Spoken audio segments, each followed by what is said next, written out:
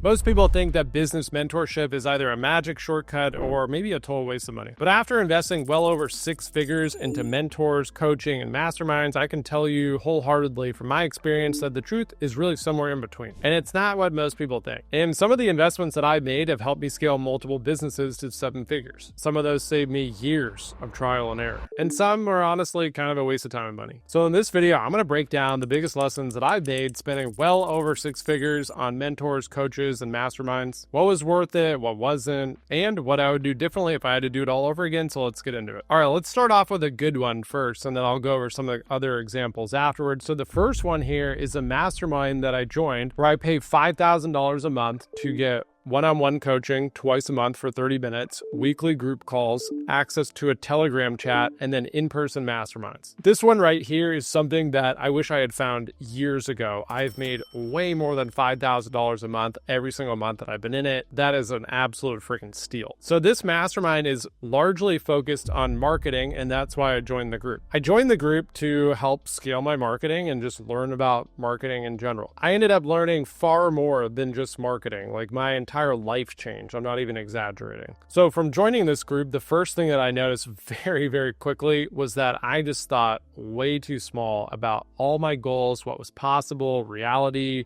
business, like everything. In order to get into this particular group, you have to be making at least $100,000 a month, which isn't a ton of money, but at least creates a floor to only let a certain level of person in. And there's tons of people in this group doing $500,000 a month, $1 million a month, $5 million a month and up. And immediately upon going into the group, I thought that I was doing really well. I got into the group and I was humbled instantly. There's people younger than me making more money. There's people my age that were doing better. And it was very humbling. But the great thing was it really made me realize what was possible. So it took my mindset of where I was headed and completely changed my trajectory just because I realized that I could accomplish more. So from a mindset perspective, it was an absolute game changer. And I think I've made more money just from thinking bigger. And then I've also learned a lot of basic stuff that I needed help with. Like I ended up raising my prices.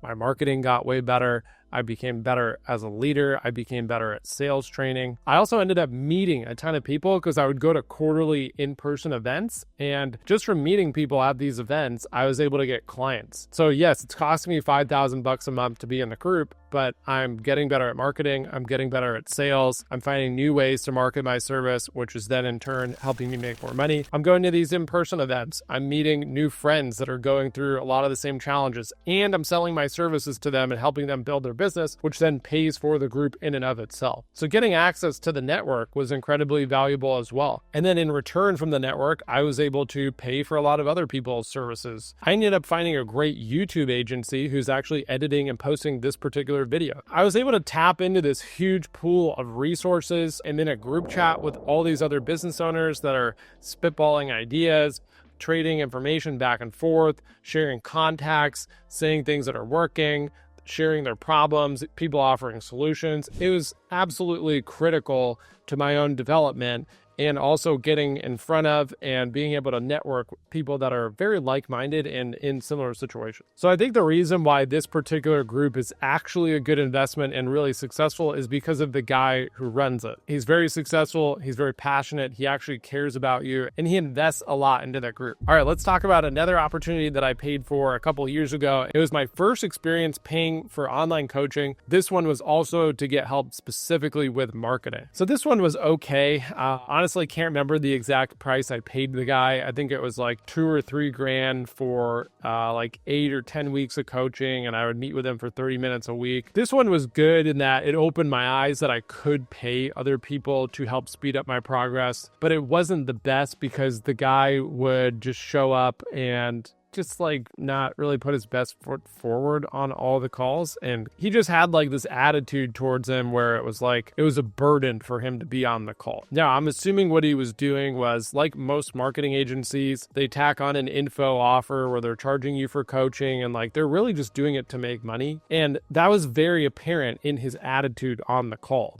from my perspective as the consumer, I'm like, all right, I paid this dude to help me. Like, I expect you to show up for the 30 minutes at least and like give me some value and actually care. But he kind of would half-ass it. And like sometimes he'd be like texting in the meeting, or he'd be like looking around, just like not paying attention. He would show up late to the meetings. So overall, I mean, I could tell that I was probably one of like many people that this guy was helping. I did get some value from it. It ended up paying for his coaching. So still a no-brainer in terms of an ROI, but didn't really feel the best. It didn't get the best impression from him. But I'm an optimist, so I walked away from it and I was like, cool, I still got a lot of value. I made some good changes for my business. He validated some things that I was doing that I didn't even know if I was on the right path. So that was valuable. And it kept me open to coaching and paying for services as a concept. Okay, so now let's talk about a bad one. So this one was also $5,000 a month, funny enough. And this was for operations. This was a fractionalized COO service. And I found this guy, I think, on Twitter. So this was when I was starting to scale this particular business that this channel is about, which is my virtual assistant recruitment service to help you go and find A-player offshore workers for any role within your company. And I was really focusing on sales and marketing because without that, you really don't have anything. So my full time and attention was in on that. And I needed some help really building out the operations on the back end. Now, I could have gone and done that myself, but I was of the mindset of, okay, if someone knows how to do this better than I do and they'll go do the work for me, I'm happy to go pay them the $5,000 a month so that I can continue to focus over here on what I want to do and what I'm best at, which is driving clients into the business. This is very much win-win and it's a no-brainer. I'm not trying to go and reinvent the wheel and learn all these new skills and try to be as good of an operator as them if I can just pay them to do it. This was kind of wishful thinking, and I think if they had executed a little bit differently, I would have had a different experience, and I wouldn't write this kind of concept off altogether. It was just this particular company's lack of execution that I didn't have a good time with. Now, maybe there's another company out there offering a similar service that can execute, and if they can in concept and in theory, this could be incredibly valuable to any business. So here's basically what happened. They're going to come in, interview my whole team, document all my processes, identify where my bottlenecks were and what I needed to do within my organization and all my processes, etc., in order to scale the business over the next couple of years. So they had a main front guy who was the fractionalized COO, and he was experienced. He knew all the right things to say, and he was a smart guy, like highly competent. I'm sure if he was working on it full time, it would have been fine. But what they did was they delegated all the work to someone else behind the scenes that I didn't get to interact with. And then that person was going and doing the interviews. They were mapping out my business, and then they were responsible for making the changes. So here's what went wrong. In theory, it sounded great, and originally, I think I paid $5,000 up front for them to give me all these suggestions as like a consultation. And then it rolled into this $5,000 per month type of thing. The upfront thing was great. Like they executed on that perfectly. I was sold. I was like, this is great. This is my guy. Like I want to work with them. But then once they went into actually implementing all these things and working with me month after month, the experience just was not good. They were way too slow. They were not getting work done. I was having to repeat things to them. It became a chore to show up to these weekly update calls with them to check in on what they were doing. And overall, the progress was way too slow. So I ended up actually getting a refund for one of the months, which I hate to do to a business. I let them keep the initial consultation fee and the first month of $5,000. So I paid them like $10,000. But the second month of $5,000, I asked for a refund halfway through because I was just so dissatisfied. So again, in theory, it sounds great. They come in, they build out the back end of my business, all the operations. My business is not rocket science. They had worked with other recruitment companies before, but their execution was really bad. They were super slow. They were probably spread too thin. The person that the main guy was delegating all the work to was working with a lot of different clients. Maybe they just gave her too much work and she couldn't get it all done in time. And then I felt like when I was showing up to the weekly calls, they were kind of BSing me to just like keep me in the boat and like keep working with me. But you know, me running the business, I'm looking at everything objectively and I'm like, guys, we're not getting anything done. What am I paying you for? So that experience right there was not great. The two other experiences were great and kind of average. This one was not not very good. But the mastermind and coaching one that I mentioned first that I pay $5K a month for, I'm still in today. It's incredibly valuable. I really look up to the guy that I meet with on a consistent basis. He helps me make a lot of really difficult decisions, and it's really great to have someone like that in my court when I'm going through a tough time. Now, the last thing I'll mention in this video is that sometimes you don't have to pay for mentorship. If you can somehow develop a relationship with someone who is a mentor to you and have a win-win relationship where you're still exchanging some kind of value. I'm not a fan of any kind of mentorship relationship where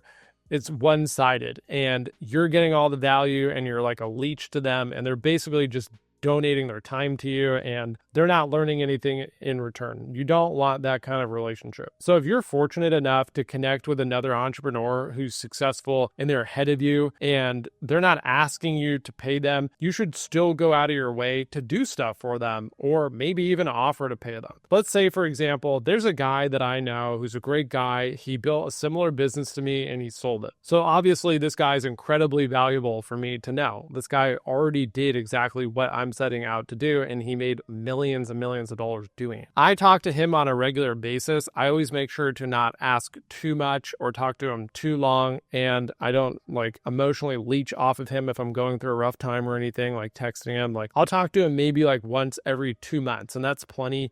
And he doesn't charge me for it. But if this guy needs anything, and I mean anything in return, like I'd jump on it. For example, he needed to hire a couple people and I didn't charge him. He's like, hey, I need to hire 2 people in Latin America to do kind of like a receptionist role. And I was like, dude, no problem. Here's some great candidates. Gave it to him the same day. He hired him the next day. Something like that would have normally cost him $6,000 for the 2 candidates. So I find little ways to reciprocate. I'll share different things that I'm learning, things that are working for me that he can apply to the new business that he's building. So I always make sure when I'm in this like free kind of mentorship relationship, I'm really speaking to the person on more of like a peer-to-peer level and doing the best I can to reciprocate in return, even though that person's further along than me. So this particular guy is actually the one that turned me on to virtual assistants. He had built the same company as me, hired people all around the world, and he opened my eyes to the fact that I could hire people with very little risk for like barely any money compared to what I would pay locally where I live.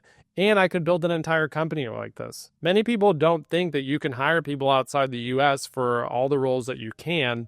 And it's a very common misconception that you have to only stick to basic work like data entry or video editing or admin or something like that. And that's just completely false. It's a huge limiting belief. You could go to a country like South Africa and hire people that like pretty much look and sound American and speak native English. They have native English because English is spoken as a primary language there. And you can hire people for really basic roles. Sure, a lot of people do that. But you can also hire people who know more than you. Maybe you hire a COO there and it's like $2K a month. It's the biggest steal of the century. If I hadn't learned from him that I could hire virtual assistants, not only for the really basic work, but for everything, I don't think I would have been able to do what I'm doing right now. It would have been way too much financial risk to hire people for bare minimum 50K up to well into the 6 figures per role. It would have taken me so long to hire all the people that I have now, which I have 100 of them, and my payroll cost would be so big, I would probably have a hard time sleeping. So as a result, I'm able to hire people for less and put more money in my pocket every month that I can reinvest back into the business or just spend, depending on what I want to do. And most of the time I reinvest it. I take on way less risk. I don't have to worry about people suing me because I live in California and someone looked at me the wrong way. I can scale my business way faster. I can also build in redundancy in different roles in case someone quits or I need to fire them. So I'm not afraid to get rid of people. If you have a really lean team and you're spending a ton of money on them and you know that you need to fire somebody, they're not an A player, they're dragging you down. Maybe they're pissing everyone off on your team, including you, but you don't do it because you're like, oh God, I gotta go find a replacement. I gotta train them. No, you don't have to do that. Okay, you go and hire people offshore and you just hire 2 of them. That way, if you ever need to cut one, you don't think about it for a second. All right, so those are the biggest lessons that I learned spending a ton of money on mentors. I hope that gives you some value and allows you to focus on what actually is going to move the needle in your business. So if you want any help applying any of what I just went over in this video to your business, specifically the part about hiring people around the world and building teams of virtual assistants that'll help you buy back your time and scale, that's exactly what we do. You can check out the link below this video if that's something that you would like help with. And if you found this to be useful, make sure to like the video and subscribe for more content like this.